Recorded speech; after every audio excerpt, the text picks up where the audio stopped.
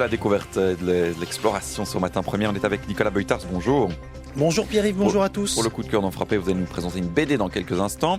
Et puis face à vous, il y a Eric de Stark pour le Futuroscope. Bonjour Eric. Bonjour les amis. Alors, aux âmes bien nées, la valeur n'attend point le nombre des années. Facile à dire, je suis donc parti vérifier dans le futur si Roderick disait vrai et si son site était à jour. Vous nous l'expliquerez dans quelques instants. Mais d'abord, ce coup de cœur d'entrée sans frapper, un coup de cœur BD, Nicolas. Je vais surtout transformer cette émission en boîte de night. Oui, parce qu'il est l'heure. En boîte de night. Oui, c'est un coup de cœur BD doublé d'un coup de cœur musical parce que vous devez le savoir, je fais partie d'une génération qui, dans les années 90, nous avions 20 ans, nous allions tous les week-ends prier les dieux de la musique électronique dans les plus grands temples de la danse. God is a DJ.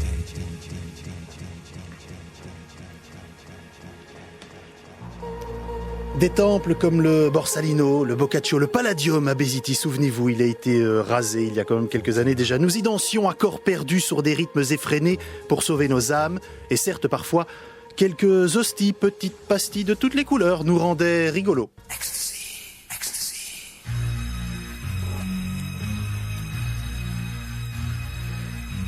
Et vous le savez, pour chaque culte, il faut un ouvrage de référence, une Bible pour la musique électronique. Cette Bible est une bande dessinée aujourd'hui rééditée en version augmentée par les éditions Alia. Son titre, Le chant de la machine.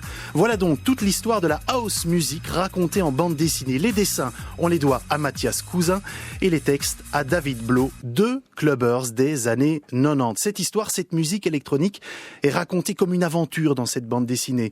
Et elle commence dans les années 70. Mais oui. Dans les années 70. Dans les années 70, car on ne peut pas parler de la house sans parler du disco. Ah, évidemment. Cette musique qu'on écoutait en discothèque.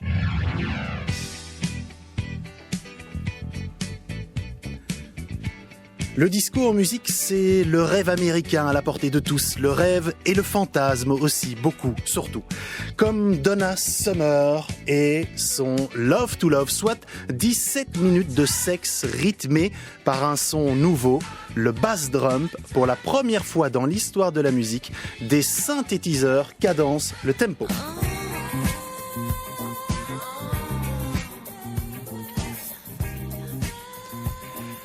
Cette bande dessinée, je vous le disais, c'est une aventure, mais c'est aussi une encyclopédie. Les auteurs y distillent les noms des plus grands de la musique électro, mais aussi pas mal d'anecdotes. Bien sûr, il y a le disco fiévreux, on vient de l'entendre, de nouveaux synthétiseurs et des sons tordus de boîte à rythme. Et puis, il y a New Order, le chaînon manquant entre la pop et la dance.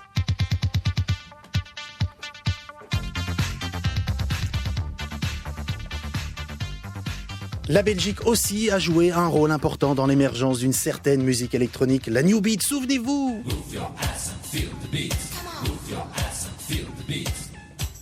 Autre lieu, autre influence, Chicago, la troisième plus grande ville des États-Unis. C'est d'ailleurs ce qui fait la force de cette musique électronique qui est bien loin d'être marginale. Elle est née partout et nulle part ailleurs. Voilà ce que célèbre, entre autres, la préface de cette bande dessinée, écrite par les Daft Punk.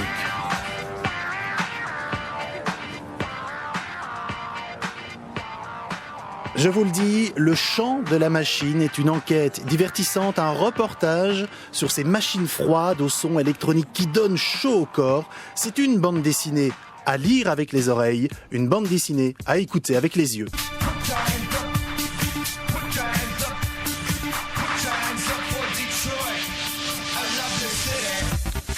Vous nous avez donné envie là. Ah Vous parliez de boîte de night il y a quelques instants. J'espère Franchement, bien. à 9h Allez, du tous en matin, on boîte de n'avait pas night, envie. tous en boîte de night. Mais là maintenant, tout doucement après la Ah oui. matinale, je vous attends après entrer sans frapper. On va aller faire un petit tour sur le dance floor. Ça fait toujours du bien. En tout cas, merci Nicolas pour cette découverte et cette BD donc qui retrace un peu l'histoire de la musique de ces clubs qui était votre coup de cœur d'entrée sans frapper.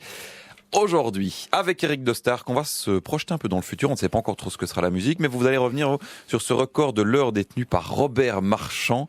Qu'en est-il de l'avenir du sport belge dans le futur où vous êtes ? Pierre-Yves, nous sommes en décembre 2027 et en effet les choses ont bien changé. Je suis à côté de Robert Marchand qui vient de battre le record de l'heure à vélo pour les plus de 115 ans. Il n'a pas pu battre son propre record d'il y a 10 ans qui était de 23 km en 60 minutes, souvenons-nous.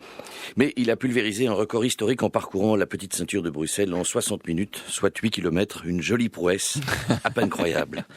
Pour lui rendre hommage, Janet Jackson, qui fête ses 60 ans, vient d'accoucher de son deuxième enfant, qu'elle a prénommé Robert, Bobby, en hommage à notre héros de la bicyclette.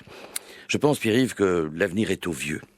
L'erreur que la Belgique a commise dans le passé est d'avoir parié sur les jeunes, alors qu'elle bénéficie d'un formidable réservoir de vieux. C'est aujourd'hui en 2027 que l'on réalise seulement à quel point les sociologues, les philosophes, les enseignants, les médecins, les diététiciens et le gouvernement de l'époque sont passés à côté de cette évidence. Rendez-vous compte, lorsque fin 2018, faute de moyens, les autorités ont supprimé l'âge de la retraite et les allocations de pension dans la foulée, les plus âgés n'ont pas baissé les bras et ont repris le boulot et l'entraînement.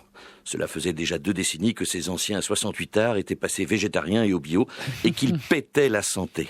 Et alors que la jeunesse dépérissait, les anciens se sont rapidement imposés dans tous les domaines. Je puis vous dire que ce n'est pas de la science-fiction. Actuellement, Albert II a récupéré sans tarder sa couronne et repris les rênes du royaume, alors qu'Antoinette Spaak, après un retour fulgurant politique, vient de prêter serment comme première ministre après avoir battu Louis Michel, qui tentait de succéder à Charles. Les Diables Rouges, sous la houlette de Christian Piot, Paul Vadilst et Raoul Lambert, sont bien partis pour remporter le mondial de 2018, alors que Gaston Roulans a remplacé au pied levé Nafissa Toutiam, trop fatiguée pour les Jeux Olympiques. À la RTBF, c'est Marion, toujours bon pied bon oeil, qui présente la nouvelle version de The Voice. On apprend également que Jimmy Carter, en couple maintenant avec Jane Fonda, sera candidat aux prochaines élections américaines. Mais là, faut que je vous laisse. Je dois réserver des places car Marcel Amont sera ce soir en concert à Forêt Nationale avec en première partie un petit jeune qui démarre dans la chanson Le Grand Jojo.